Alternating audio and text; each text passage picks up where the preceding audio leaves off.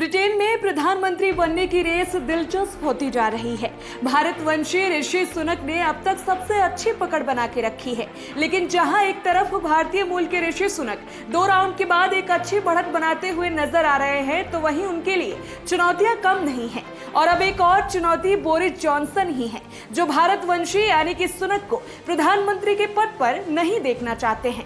अगर साफ शब्दों में कहें तो बोरिस नहीं चाहते हैं कि ऋषि सुनक ब्रिटेन के प्रधानमंत्री बने।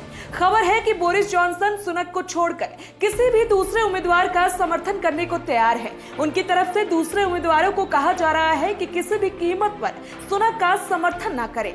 अब बोरिस के इस रुख को लेकर कहा जा रहा है कि वो अपनी सत्ता जाने के पीछे ऋषि को ही मुख्य कारण मान रहे हैं। बोरिस जॉनसन का मानना है कि पिछले कुछ महीनों से ऋषि उन्हें सत्ता से बेदखल करने की कोशिश कर रहे थे। ऋषि की वजह से ही उनको प्रधानमंत्री पद से इस्तीफा देना पड़ा। एक रिपोर्ट में यहाँ तक दावा किया गया है कि बोरिस जॉनसन साजिद जावेद को सत्ता गंवाने के लिए जिम्मेदार नहीं मानते।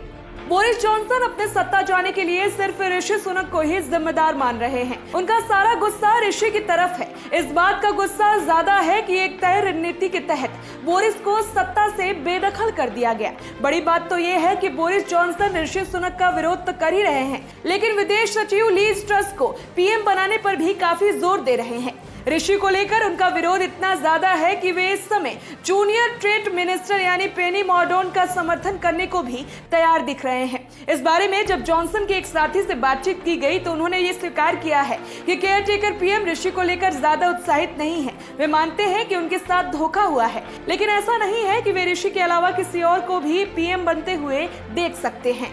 अभी के लिए ऋषि सुनक की स्थिति काफी मजबूत दिखाई देती है। लगातार 2 राउंड में उन्हें सर्वाधिक वोट मिले। दूसरे राउंड की बात करें तो भारतीय मूल की सुएल ब्रेमैन को टोरी पार्टी के नेतृत्व की इस रेस में सबसे कम वोट मिले और वे इस दौर से बाहर हो गई हैं।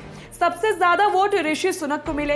सुनक को 101 वोट और दूसरे स्थान पर रही पेनी मॉर्डन को 83 वोट मिले। लीज ट्रस को 64 और केमी बोडोनोच को 49 वोट और टॉम तेंदुंगत को 32 वोट मिले। लेकिन अभी ये रेस यहीं पर समाप्त नहीं होने वाली। वोटिंग का ये दौर ऐसे ही जारी रहने वाला है। अगले 5 दिन में 3 बार वोटिंग होगी। हर बार सबसे कम वोट पाने वाले उम्मीदवार को बाहर कर दिया जाएगा। कहा जा रहा है कि 21 जुलाई तक इस प्रक्रिया को पूरा किया जा सकता है। जब इस प्रक्रिया में सिर्फ 2 उम्मीदवार रह जाएंगे, तब पीएम बनने की ये रेस और ज्यादा दिलचस्प बन जाएगी। असल में इस समय ब्रिटेन में टोरी पार्टी की सरकार है। जब इस रेस में सिर्फ 2 उम्मीदवार रह जाएंगे तो पूरे देश में जाकर कंजर्वेटिव पार्टी के सदस्यों से वोट मांगेंगे। दोनों उम्मीदवारों में जो भी पार्टी का नेता बनेगा वही देश का पीएम होगा और बोरिस जॉनसन की जगह लेगा। Special story desk, voice of Bharat.